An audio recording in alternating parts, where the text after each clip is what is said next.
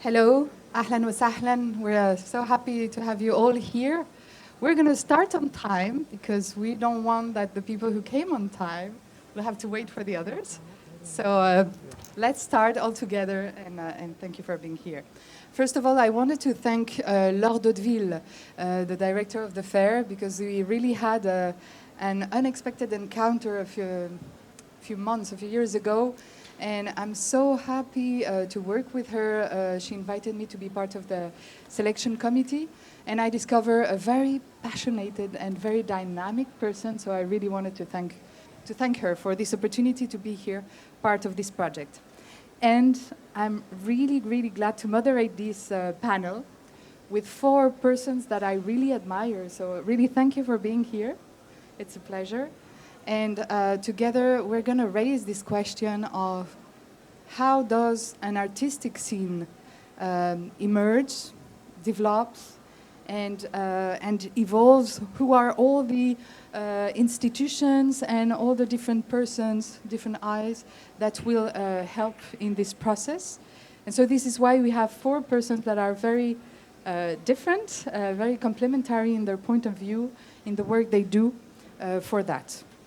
So the first person I will introduce is Nada Ghandour. She's a doctor in art history, specialized in painting, but also in digital in the field of cultural management. She worked at Musée Picasso and also at the Fondation Louis Vuitton, where she co-curated the Chukin exhibition. I don't know if you've seen it. It was an amazing temporary exhibition. And she will talk to us about the great collectors and sponsors of the beginning of the 20th century today. After, I would like to introduce you, but you all know him, Saleh Barakat, very, very important art expert and gallerist with 2 very important galleries in Lebanon, in Beirut, who will share with us his point of view on the question we will raise today, and also very engaged also in a master's at the American University in Beirut. So you will talk to us about all that. I would like to introduce you to Faisal Al-Hassan. Thank you for being here. You're the general manager of Warehouse 421 in Abu Dhabi, a very leading, innovative, creative hub and community art space. You graduated from the American University in Cairo and also have a diploma from the Jordan Institute of Diplomacy. When we first met, you were working at the Abu Dhabi Tourism and Culture Authority in Abu Dhabi.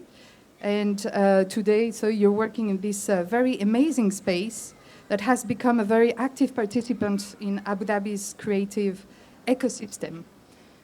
And finally, I'm really, really glad to introduce also Jean-François Charnier, as we used to work together on the Louvre Abu Dhabi project a few years ago, and who is now in charge of the scientific director of the project in AlUla, the French agency for the development of AlUla in Saudi Arabia, where he's imagining different complementary museums, but also developing artistic residencies. So he will talk to us about all this. So you see very different profiles, very different approaches, and around a same question: how do we help creating an ecosystem that will foster and help artists to really create? And to start, I would let Nada Ghandour tell us a little bit more about her experience working on great collectors from the 20th century.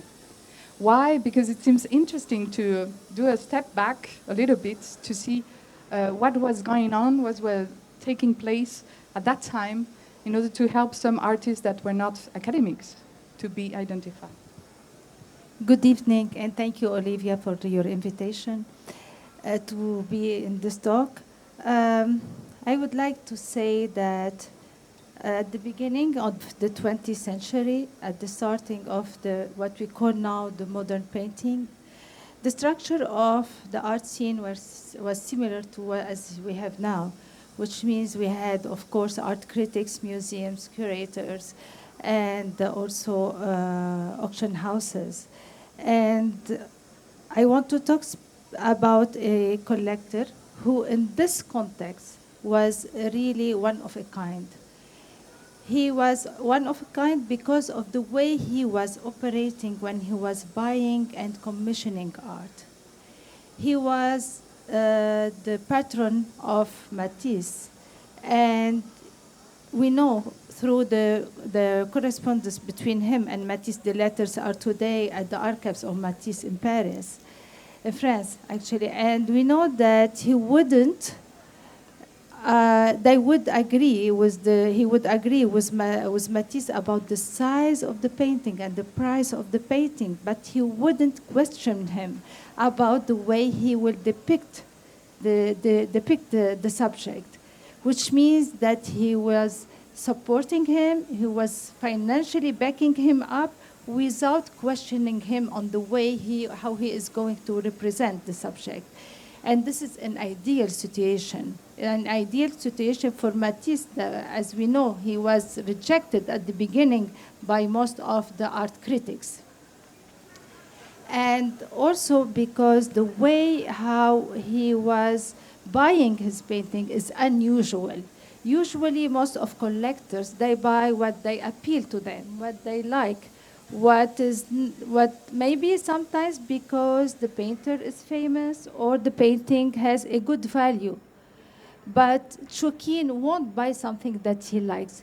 He would buy it because it has the power to challenge him. And he would, sometimes it would take him 1 year to start to like a painting. And most of the time he would ask himself, am I going to believe in it? Am I going to like it? Or am I going to go away from it? We're finding it with time that this painting is lifeless. So imagine collectors of today will start thinking like this by buying painters who are sometimes rejected, and what kind of painting we can have. And that's why I thought it made me think about something you told me once about the fact that today, as a gallerist, you're not only looking for collectors, but trying also to help them becoming also sponsors, really. Well, right, because in fact, there is a tendency today of approaching the collecting of art as an investment. Which is fine. It has, of course, its very positive aspects on art, but it has also some really very negative aspects. And the problem is today there is a kind of a wish list where if we want to be very specific, there are around like 85 artists in the world that are very fashionable and that are everywhere and that everybody wants to collect. And it's exactly the contrary of Mr. Shushdinki, who somehow is trying to follow his heart and challenge himself by an art that he may not necessarily. Because, in fact, when you buy unknown artists, there are a lot of risks. And when you want to invest a lot of money, usually you would like to be away from taking too many risks. That's why, of course, there are the galleries who are very much into the business of promoting those very fashionable artists. But there is also a lot of galleries resisting this trend everywhere in the world. There are also a lot of artists who are working, great artists, while not necessarily being recognized by the establishment, are still striving to make it. And in fact, when Olivia approached me, I said, well, you know, it's part of the duties of some of those other galleries today to see how we can face this situation where an artist who is not fashionable, what does he do? When a gallery is not part of these fashionable galleries, how does it survive? And in fact, we need, in fact, to go from the stage of having collectors, which is very fine, to nurturing patrons. Patrons because they are not only in the process of having the trophy, but because they believe in their communities, in their societies, they benefited from these societies, they want to pay back to these societies by trying to spend their money on developing the art scene on many levels. Academically, by giving money to universities that are giving specialized chairs, giving grants to students, graduate students in order to do develop the advanced studies and research on artists, but also really sponsoring non-commercial events, non-commercial exhibitions in order to push for this art scene that is not under the limelight today. And you're very engaged even in the training of this future generation also. Can you tell us a little bit? You told me I'm an engaged gallerist here in Lebanon, and somehow this participate to this engagement, I guess. Of course, because in fact, I really love my country, and I think we have great artists, and not only great artists, but we have everything in order to be to develop an art scene. But there was a lot of things that are missing. Our universities were not interested in our local art scene. The publishers were not interested in publishing books on our artists. We had no museum. No, we have few museums, and we need much more museums, more specialized museum, much more money to be spent on museums. We need more galleries, more specialized galleries, more engaged galleries, in order to really create this total art scene that helps to develop and push and believe in the creativity of this country. And I thought it would be interesting also to hear Faisal, because today Warehouse 421 that is managing in Abu Dhabi, it's one of these rare spaces where artists are really welcome also to produce like that in the Gulf. You were telling me Abu Dhabi or the UAE in general have been evolving from a place of consumption, and little by little, thanks to these different kind of spaces, there are not so many, but are spaces where production is starting really also in the region. Can you tell us a little bit more about your space? Sure. Thank you very much, first of all, for inviting me to be here today amongst these three giants. It's a humbling experience, and I'm very honored to be here. Warehouse 421 is a homegrown art and design center that focuses on emerging talent from the region, from the Arab world and South Asia. And I think we came out of a necessity, a need in our community within the UAE for spaces that are experimental, spaces that are open and safe for emerging artists to come and try and engage with each other and present work that is new and challenges certain topics. The UAE art scene is developing really fast, but it's developing on two major fronts, which is you have the institutional development with major museums and large institutions, and also on the commercial side, in the gallery side. But somewhere in between, there aren't that many spaces like Warehouse 421 that serve the emerging talent that's coming out of the region. Getting into a museum or getting into a gallery is a very difficult thing for an emerging artist to do, and they need to try and experiment and present in an open place that allows them to do that. And that's exactly what we're trying to do. We're trying to be a learning space, both for the artist and for the general public, as a community. We also like to, call ourselves anti-disciplinary. We don't focus on, one particular avenue of art and design or creative production in general. And we do that consciously, because we want to try to stay flexible, malleable, and experimental, and go on that journey with these emerging artists.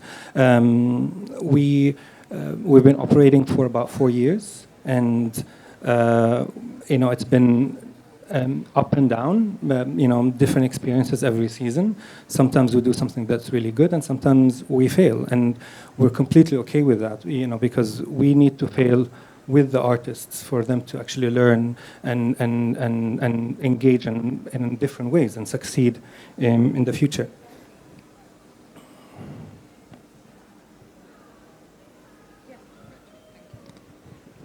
You realize the amazing freedom you have to be in a foundation where you say we are allowed to fail, because I guess that in a gallery, I don't know how. Are you allowed to fail also when you choose an artist, or how does it? The truth, this is where I would say you are or you are not an engaged gallery, because in fact he's absolutely right. There are things that you know from the beginning that they are going to fail commercially. It's a tough subject. He's a new artist going into a place that is really not where people are used to buy. But nonetheless, you have to believe in him. You have to give him the time to reach out and maybe impose himself. And that's why I've always thought, for a very successful, commercially successful exhibition, I am always willing to take the risk with 2 others that will probably be losing on the monetary side, but probably very important on the building of a real art scene. Maybe the contradiction is that you have a lot of emerging artists, but you were telling me that they want too much too soon. Maybe also you're accompanying them in this patient journey where they want to... Basically, I think after 4 years, I learned the most important skill that you need to have in managing a space like that is patience. And being again also flexible and malleable, and to go with the flow with the artists, because emerging artists are very passionate. They're very hungry. They want to express themselves, and they want to be out there to get to to be known and to become famous. It's their trajectory for their career. So they're always looking for multiple opportunities, different avenues, and sometimes it doesn't really benefit them, and it's our role to actually try to to tell them you need to slow down a little bit here, focus on this a little bit more, wait on this, and we're there to support them and help them in that journey. We've had so many experiences where we had to cancel shows, move things around, bring things forward, and we're lucky because we're a small space. That gives us the flexibility to do that. Museums or larger institutions, they don't have that luxury. So I consider us very lucky in that sense. Yes. Do you have the right to fail when you're working in a museum as a curator? How do you select these artists? How do you know if they're the right ones? Because you're at the end of this process. I hope everybody can have the right to fail 1 time or 2 times. The fact is that in a museum, if I represent here the museums, we are a public institution, so generally we have public funds. So failing is also engaging the community in this fair. It's not a private initiative or a collection, private collection that collects something for its own and they can after that resell the piece. Generally museum, and there are different kinds of museum, but public museum, they cannot resell. So when we acquire, we acquire. And you can imagine that for modern museum, you have a lot of things in the storage that the curator would love to forget because they bought perhaps too quickly and they're not more in fashion. And yes, buying because it's fashion for a curator is dangerous. So that's why it's also give the position of the museum at the end of the chain of this kind of action of developing an art scene in a way. when you call me about this question of, can you, Jean-François, talk about this question of how museum can help in the development of an art scene, I said, I was thinking myself, I don't know, because frankly, I would say no, not, at the beginning, not. It's not very the case, because, you know, when you have an ecosystem that is the cultural ecosystem, and what is the, you know, the impact, what is the good do that will create something that will appear, and the desire to create an art scene, I don't think that it's the museum. The museum is the hand of the chain. You have collectors, you have galleries, you have artists. Artists meet artists. Artists need to meet other artists. It's just that through books, through movies, or through TV that he can have this mindscape of knowing about art. You don't work? It's not very clear. It's not very clear. It's clearer now? So I don't remember what I was talking about. Sorry. So I will jump on something else. Yes, no, that's, I think that the museum has his role. His main role is the position of the Panthéon. Is the position of the celebration. And we know that it evolved a lot. I cannot talk like museum in the 19th century. But I'm still a curator thinking that the museum has to take the time to select artists, art movement, and artwork that will be there for posterity. You know, it's the difference between a journalist and an historian. Journalists, they do history, but are not historians. Historian is someone who take little, you know, space and try to think about something more in depth. What is the real meaning of the events? What is out of fashion? What is how the work of history had been done on creation to say, okay, this is so important. Also, if the artist is still living. For a long time, for example, we are thinking that for an artist to be in the museum, it have to be dead. You know, the Louvre is the museum of the dead artists. And we have said that just in the talk before that also in England there were no museum for modern artists, modern world artists before the Tate Modern. You know, Pompidou created in 1971. The Musée d'Art Moderne National was in 1946. So long after all the breaks of the avant-garde. The avant-garde for a long time were not represented in museums. It's like the creation of a Ministry of Culture. All the artists were against at the beginning. Now we create a minister for the artists. What does it mean?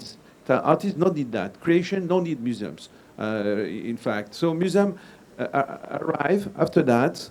And I believe that at the end that, yes, museum can help for arts. And I know different places, the Middle East, that now I think would benefit of the presence of a museum, because I think a modern, thought, intelligent museum.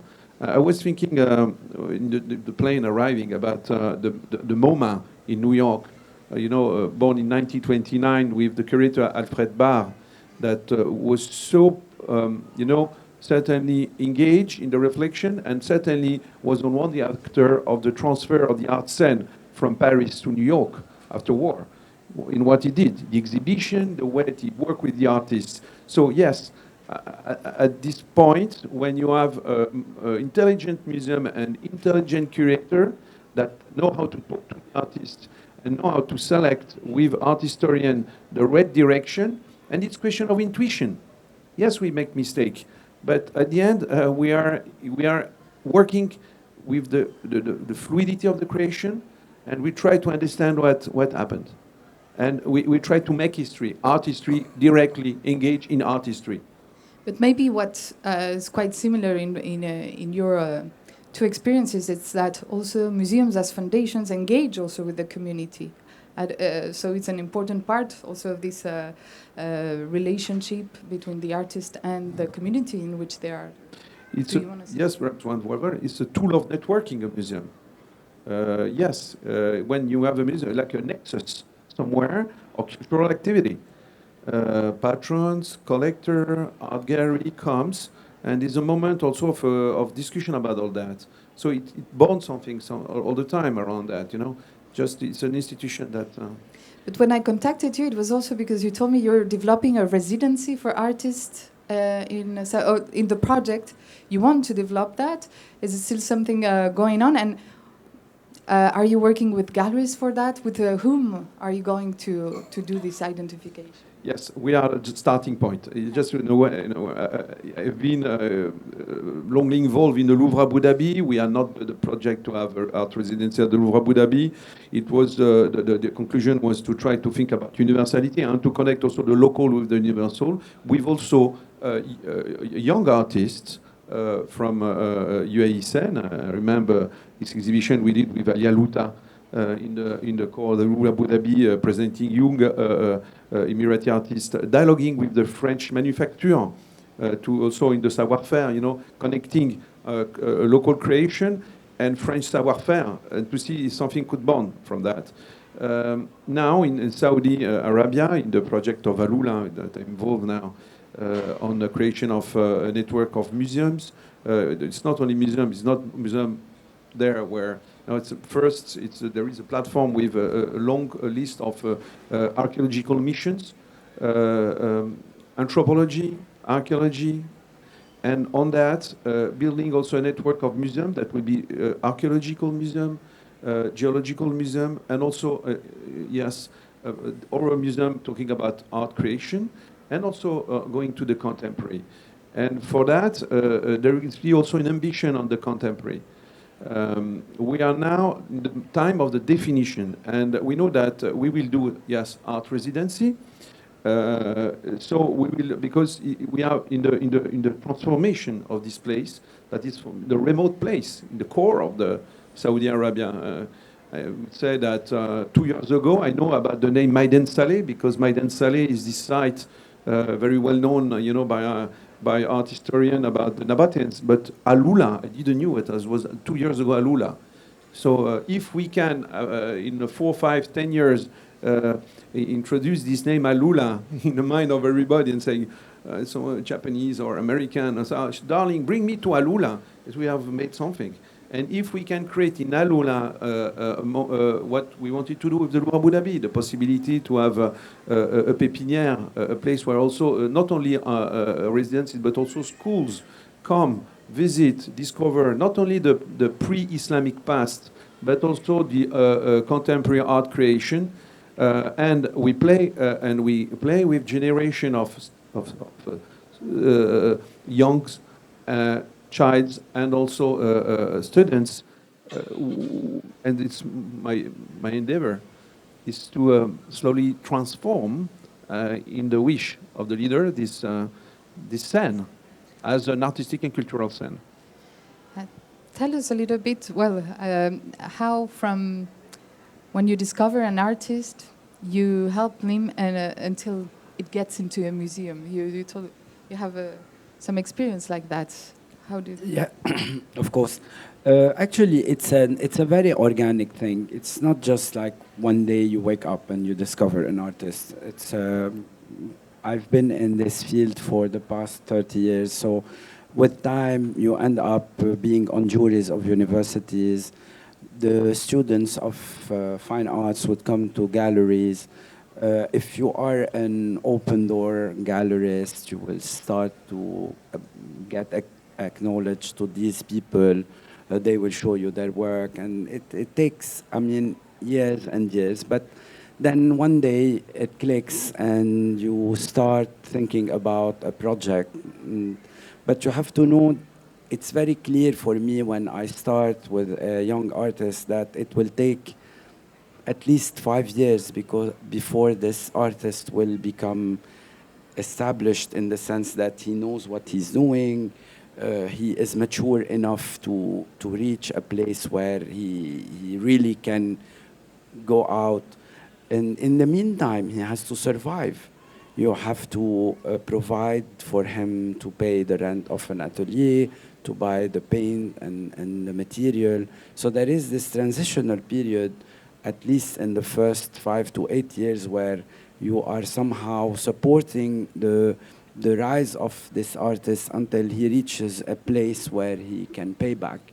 So it's a long process. You have to believe and to be very patient. One of the things that today people are, the young artists are, they want to make it very quickly, but in fact, no, you have to stop him, tell him, go travel to Paris, go see what's happening in Paris or London or New York to discover that you have a long way before you can start being pretentious about what you are doing. What I found really interesting also about your experience is that it's a place where they can meet each other. These artists can really grow together for a period. I mean, definitely, because one of the things that we also found is that there is an interesting art scene in the UAE among the emerging artists. What's missing is convenience, places for them to convene, places for them to meet and engage with one another. Sharjah started that with the Emirates Fine Arts Society, and this is where the early art scene was started. It was from there, and it was basically because they had a space, a physical space to meet, to exhibit their work, and actually critique one another. In an open and safe environment. This is one of the most important things that we value and we try to push, is the importance of constructive criticism in the career of an artist. It's something that is not very much practiced in the Middle East, and I think we have that fear of being insulting or being shaming, and in an artist's career, this is actually very, very important for them to know if they're doing the right thing or not. And as was Saleh saying, the young artists these days all want to move really, really fast, and in part of the world where we say there aren't many of them. So when you come across an artist, a good artist who's rising, and people start to push him really, really, or her really, really fast, and they get too caught up with themselves, and they think they've reached their limits, and this actually hinders their development. So it is actually one of the most important parts of our journey is to have that space for them to come and convene, talk in an open and free and safe place. I guess for you, yes. Yes, if I may, I just want to add that we have private collectors who will use their own money to buy collection, and we have also a public collectors. And I'm thinking about the FRAC, the Fonds Régional d'Art Contemporain, because the money is the budget. I mean, it's public. It's half from the government and half from the region. And their first mission is to raise awareness about contemporary art. And unlike museums who buy established artists, they are buying young new artists. Yes. We are not here to talk about France, but the experience is quite nice. The experience of the Fonds Régionaux d'Art Contemporain were built just because, it's a purgatoire. That means that it's before the paradise. We know that we cannot buy artists in region and to say immediately you can go in a museum. So first you create this. We create like this. We create this center that collects, because our budget, I think that's an idea that should be also refought for elsewhere. And we make history, and we collect, and we have like the archive of what was done in the region. Because, all these artists, and these artists are supported because we buy their work, and it's important at that time that institution got engaged. It's not always easy, but engage, yes, on that. And after that, you have the other level that is like the Panthéon. That's the few artists that reach a point where at their living time they can be honored and become very well known. And we know some of them. So for here, you were saying you're trying to develop some really sponsors, mécènes, that really understand, engage in the community. But maybe what's lacking is also this place where after it's also possible to buy things that are not necessarily for a private collection, but are very important for the creation that is taking place.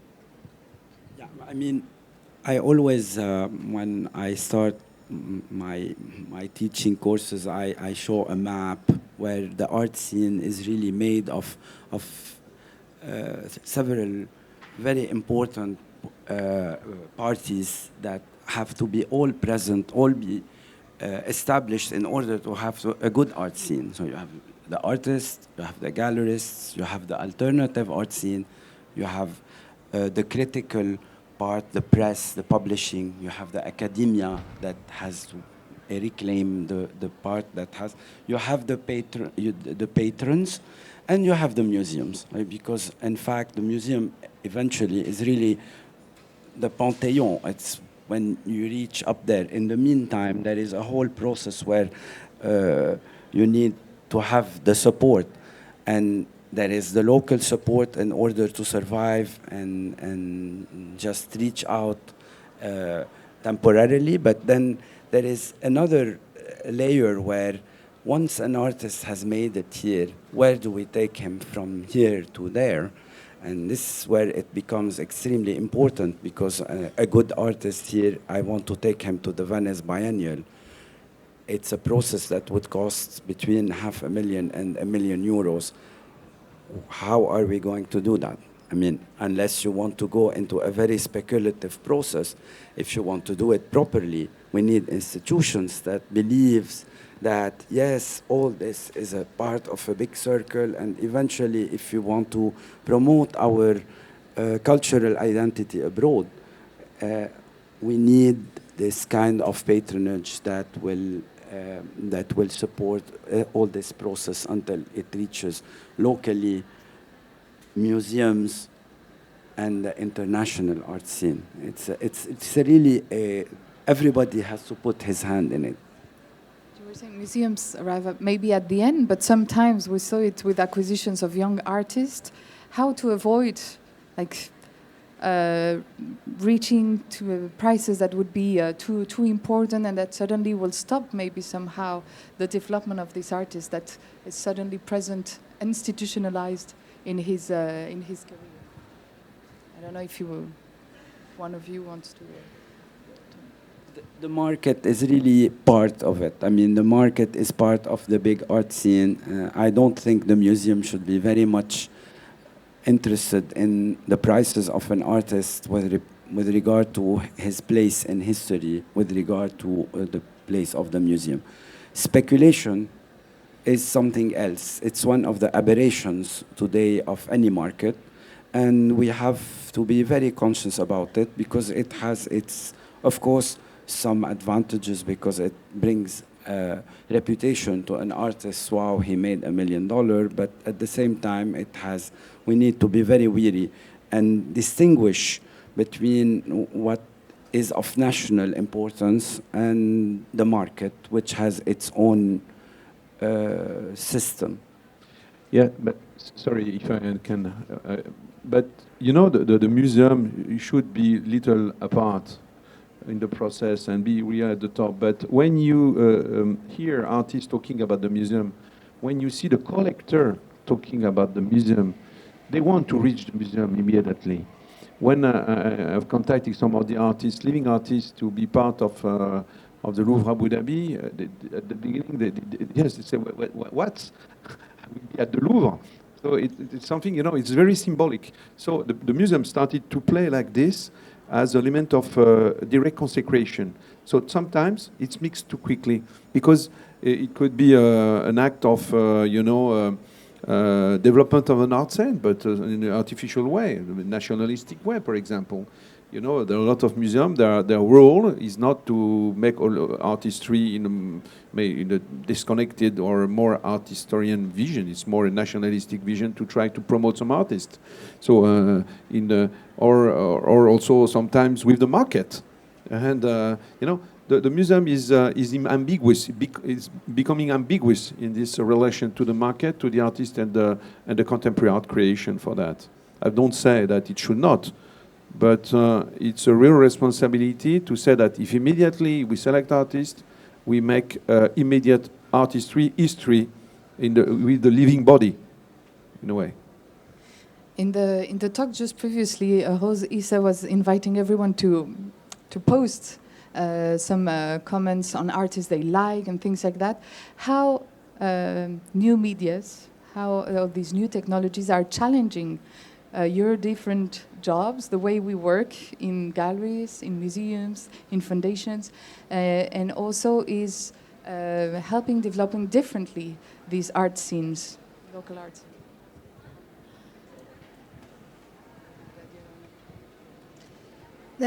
Actually, we are living in a new era, the era of the digital.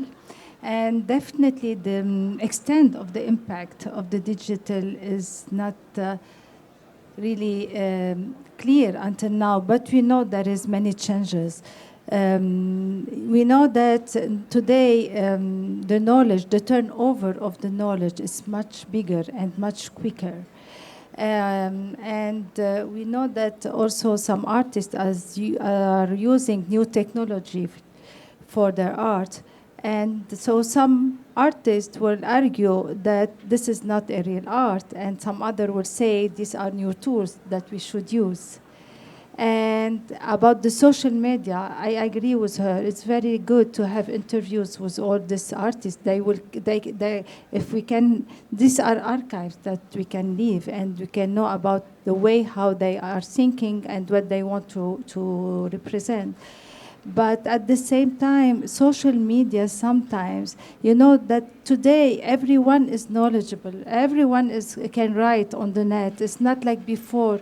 Before it was only academic people who can do it. It was professor. You just have a look on Wikipedia, which is an encyclopedia. And today everyone can write on encyclopedia. So it's changing a lot of things. Is it challenging the way you work as a gallerist? Definitely. It's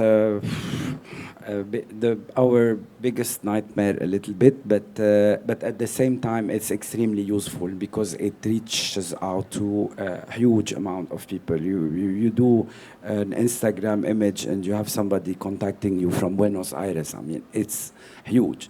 But at the same time, while in the past, somebody would spend 30 years to write a book on an artist, on Courbet, and then when anybody want to ask a question about Courbet, we go to this referential guy who is very knowledgeable, and he will give a wise, answer. Now, everybody can say whatever he wants, so we have to be very wary about, what is coming from the social media. But if you go to any of those big symposiums about the future, they will tell you that if whatever you do is not going to be compliant with the telephone in 10 years, it will be dead. So we have to deal with a new reality. There is people now consult their phones much more than anything else. So yeah, it's a challenge. We need to deal with social media, but at the same time, personally, I would like to keep on this kind of distance, because in art, when it comes to good art, you need the distance. You cannot see now immediately, very quickly. You can feel, but feeling sometimes you need the distance. The rhythm is accelerating. And the artists you work with, do they use these new medias in order to reach a wider audience? How do they feel? I mean, definitely, especially with emerging artists, they're young, they're technologically savvy, I would say, and we also have to keep up with that, with our community specifically, and to continue to be active online, active on social media, and the most important part, actually, you have to be very authentic. you know, with your approach with your community, and you have to be engaging with them on a very personal level as much as you can. And social media allows you to do that because you know, people write comments on your posts. They want to get to know more, you know, and engage with these artists or with the program, and this allows us that opportunity in a very, very fast-paced world that we're living in. But if I want to talk a little bit about technology and the use of technology, I feel that this is something that we in our region, in the art scene, you know, are not engaging enough. I don't think our artists are, you know, using technology and investigating technology in their work enough. And I think that, you know, goes back to the whole structure that we have that is, you know, still lacking in different ways. So I think there is a real need for us to try to help you know, our art scene to become a little bit more contemporary in that sense, because not so classical in their use of these new technologies. Exactly, we're very good at integrating technology in our life, but we don't ever investigate these technologies. You know, there are a lot of conversations happening everywhere else in the world about, you know, what role does technology play in society, in politics, in different important topics that we are not really engaged with here in the region. And how, for instance, a foundation or galleries can help in the development of that? It goes back to patronage, I think. The idea of, you know, what is the role of a patron in the arts in the Middle East? We look at patronage, again, in the very basic sense of collecting art, buying art, but not actually investing in the art scene itself, investing in the knowledge, exactly, investing, you know, instead of just buying from one artist continuously, send that artist to learn, you know, on a scholarship, invest in a grant, invest in a fellowship program, not just buy from the artist. You're helping the artist immediately, but you're not really helping on the long term. I see that we only have a few minutes, so if you have some questions, please, this is the right moment to continue the discussion. If you want to...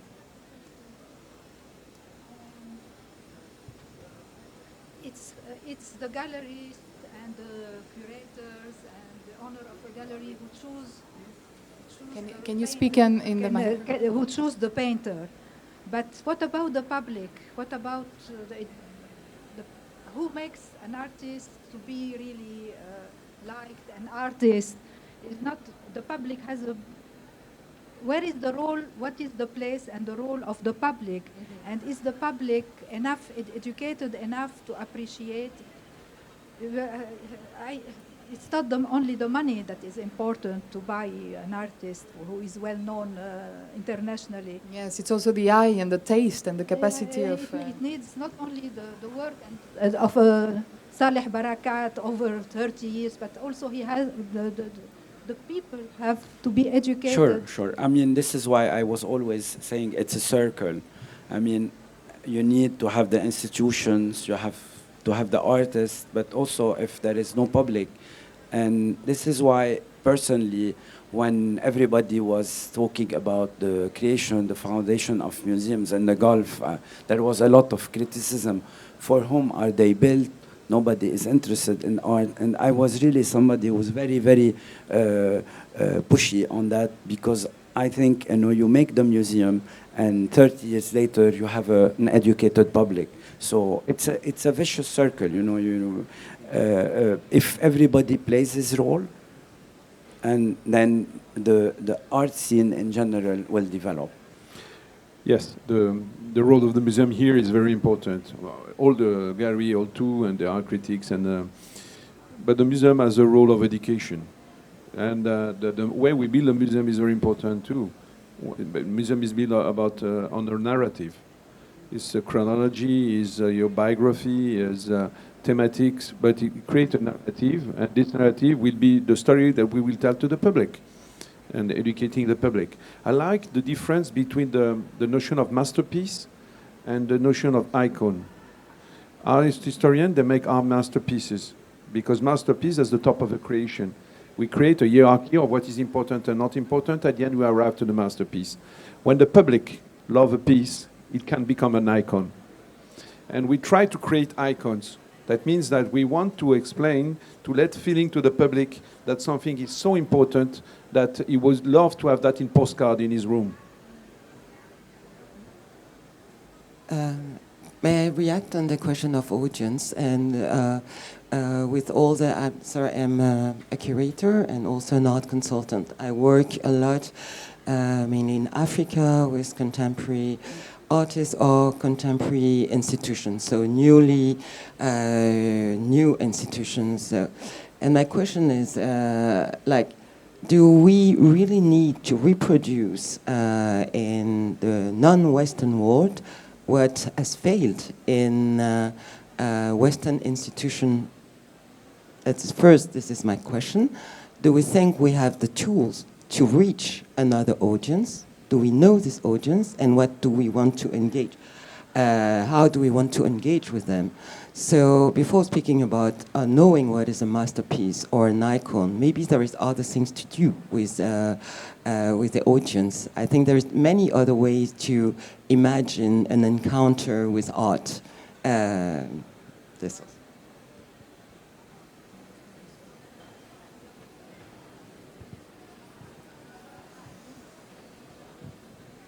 Yes, I think you try. Yeah, it's a call to me. Yes, absolutely. When I was talking about icon and masterpiece, I was generally talking about our mission is to try to set. But the icon is to everybody. An icon is not for the West. The notion of icon, every culture, every subculture, every civilization, every continent has its own icons, and his own also person internally that will tell the story of the country, showing what is important and not important. But the specificity of the museum is a creation of the West. That means that is a transition from a first function that is sacred function or a function linked to aristocracy to a function that is for delectation or humanistic vision. Why? That means that it's not made just for someone or for a cult. It's made also to be appreciated by its other message, as is the humanistic message. So it's something that it's just an observation. This mission of the museum become to be worldwide. Also in the bottom of Africa or in South America or everywhere you have museums that sometimes they are not totally visited, but their institution becomes to show that this we are following like perhaps very perhaps like pushing here, but like a transition to a heritage and artistic transition for the world. Maybe a museum like a place to build some heritage, to nurture. But I like the idea that if you don't have an audience, you don't really have an art scene. So how to build that, how to develop and spread this art scene, how to engage with other communities, other kind of publics. For us in particular, that's one of our core missions, is to kind of introduce new audiences to the arts. And as a small community center, we can do that because we are more open to the general public. It's easier for them to come to us and be less intimidated by the idea of the museum. And what we present to the audience is in a very approachable manner. We take complex ideas and thoughts and try to actually break them down and simplify them, make them a little bit more approachable. And also the way we communicate with the audience is in a very friendly, simple, approachable way. And as a gallery, do you have this opportunity to engage with other kind of publics? Do you try to reach them through different ways? Actually, we are on the street, literally. And of course, I mean, again, there are many different kinds of museums, different kinds of galleries. It's hard to generalize because for me also a museum could be for icons. This is what a lot of museums are trying to do today, to bring money because they not need the 100 million people to come and pay the Mona Lisa curse. But at the same time, for me, a museum is a place that preserves the history and the identity. It's a place where you produce knowledge.